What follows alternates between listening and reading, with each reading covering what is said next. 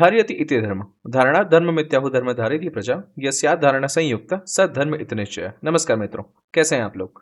उम्मीद करता हूं आप सब अच्छे होंगे। मैं हूं आपका मित्र द लॉजिकल स्टोरी टेलर। पिछले वीडियो में हमने समझा था कि कृष्ण और कुंती दोनों कर्ण के पास जाते हैं अपने अपने तरीके से युद्ध रोकने का प्रयत्न करने के लिए, परंतु वो संभव नहीं हो पाता है। हमने वहां पे कर्ण की मानसिकता भी समझने की कोशिश की थी, इतिहास में बीते उसके निर्णयों को संदर्भ में रखते हुए। वो सोच प्रचलित अंडरस्टैंडिंग से काफी भिन्न देखने को मिलती है।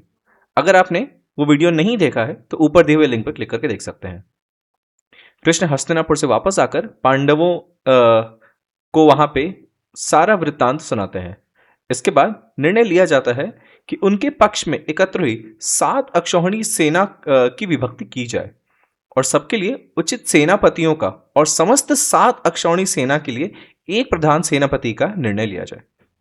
7 अक्षौहिणी जो सेना थी उनके सेनापति का जो चुनाव हुआ था वो थे द्रुपद, विराट, धृष्टद्युम्न, शिखंडी, सात्यकी, चेकितान और भीमसेन। इसके बाद बात शुरू होती है कि प्रधान सेनापति का स्थान किसको दिया जाए।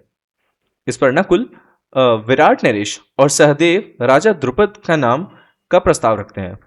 अर्जुन उस पर कहते हैं कि विराट नरेश और द्रुपद दोनों ही भीष्म और द्रोण के भांति बीते हुए कल के प्रतीक हैं।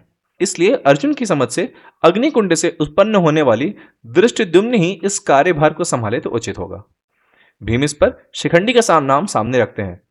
इसी तरीके से सबके प्रस्ताव रखने के बाद लोग श्री कृष्ण की तरफ देखते हैं तो कृष्ण अर्जुन की बात से सहमति जताते हुए कहते हैं कि धृष्टद्युम्न ही इस दायित्व का भार उठाएं तो उचित होगा।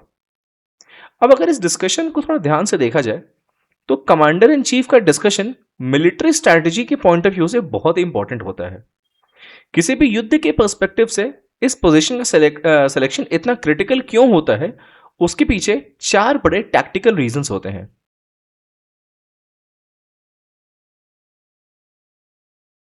पांडवों के पास 7 अक्षौहिणी सेना थी, मतलब लाखों सैनिक, हजारों हाथी, घोड़े और रथ। हर अक्षौहिणी का अपना एक अलग राजा या सेनापति था, जैसे विराट, द्रुपद, सात्यकी एटसेट्रा। इन सभी अलग अलग ईगो, अलग अलग कल्चर्स और अलग फाइटिंग स्टाइल्स वाले राजाओं को एक धागे से जोड़ना और एक सिंगल यूनिट की तरह चलाने का काम कमांडर इन चीफ या प्रधान सेनापति का होता है। अगर टॉप पर बैठा नेता ही कमजोर या बायस्ड होगा तो सेना के अंदर इंटरनल फ्रिक्शन या आपसी मतभेद शुरू हो जाएंगे, जिसका फायदा दुश्मन तुरंत उठा सकता है।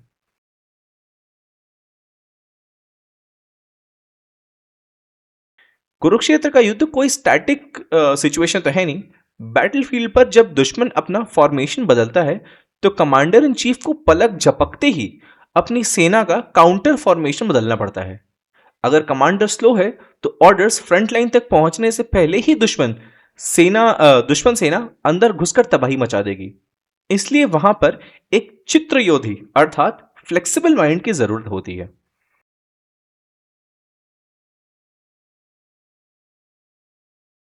युद्ध सिर्फ हथियारों से नहीं, मनोबल से भी जीता जाता है।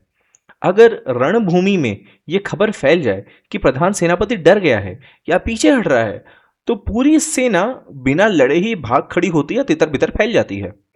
Commander in chief commander in chief सेना का साइकोलॉजिकल एंकर होता है। धृष्टद्युम्न का जन्म ही फायर से हुआ था, इसलिए उन्हें देखकर ही सैनिक में एक अलग लेवल का कॉन्फिडेंस आता था कि हमारा नेता तो ऑलमोस्ट इनडिस्ट्रक्टिबल है।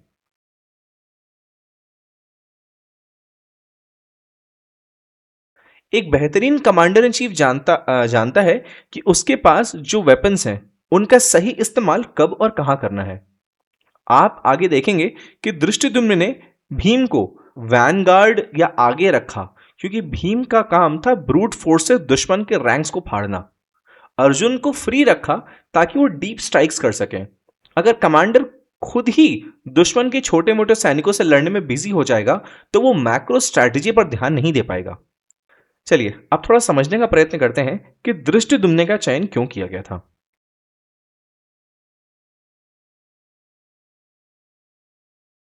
राजा विराट और द्रुपद पितामह भीष्म और आचार्य द्रोण के जनरेशन के थे। वे बीते हुए कल के प्रतीक थे। अगर उन्हें सेनापति बनाया जाता तो युद्ध वही पुराने ट्रेडिशनल तरीकों से लड़ा जाता, जो कि काफी प्रेडिक्टेबल होता, जिसको काउंटर करने में द्रोण और भीष्म को एकदम भी समस्या नहीं होती। लेकिन कौरवों के उस नए जमाने की आर्मी को हराने के लिए पांडवों को एक ऐसी एनर्जी चाहिए थी जो ट्रेडिशनल रूल से थोड़ा हटकर सोचे। धृष्टद्युम्न यंग मैकेनिकल वॉरफेयर का प्रतीक था, जिसमें बीते कल का कोई इमोशनल बैगेज नहीं था। इसलिए वो युद्ध में एक ऐसी एनर्जी और स्ट्रैटेजी के साथ आने में सक्षम था जो भीष्म और द्रोण के लिए प्रेडिक्ट करना काफी डिफिकल्ट था और वो बाधा उत्पन्न कर सकता था।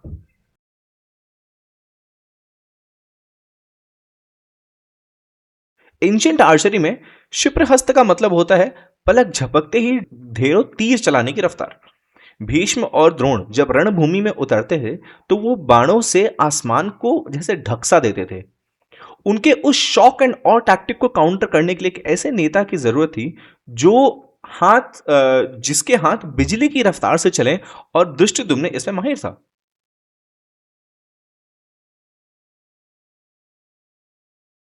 एक ऐसा योद्धा जो बदलती हुई परिस्थिति के हिसाब से अपनी स्ट्रैटेजी बदल सके, जो अनकन्वेंशनल और डिसेप्टिव वॉरफेयर जानता हो। कौरवों के पास भीष्म और द्रोण जैसे मास्टर्स थे जो हर दिन नए व्यू या फॉर्मेशन बनाते थे। उसके अलावा अर्जुन ये जानते थे कि कमांडर इन चीफ भले कोई भी हो, दुर्योधन डिसेप्टिव टैक्टिक्स का यूज करेगा ही करेगा, और कभी ना कभी उनके कमांडर इन चीफ को भी दुर्योधन की बात माननी ही पड़ेगी। उन ट्रेडिशनल फॉर्मेशंस और पॉसिबल डिसेप्शंस को तोड़ने के लिए पांडवों को एक डायनेमिक और अनप्रेडिक्टेबल माइंड की जरूरत थी, जो धृष्टद्युम्न के पास थी।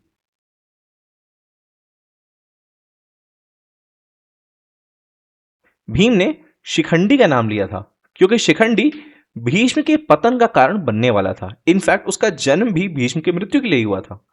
परंतु अर्जुन जानते थे कि शिखंडी भीष्म या द्रोण से वन ऑन वन सामना नहीं कर पाएगा। बार बार सेनापति के बदलने से सैन्य मनोबल गिरता है, अस्थिरता उत्पन्न होती है। एक ये भी रीजन था। एक और जो मुझे लगा कि धृष्टद्युम्न को प्रधान सेनापति बनाकर उन्होंने पूरे मैनेजमेंट का लोड उस पर डाल दिया, जिससे शिखंडी को एक स्पेसिफिक एसिमेट्रिक वेपन की तरह यूज किया जा सके, और अर्जुन और भीम बिल्कुल free roaming high impact strike assets बन जाए।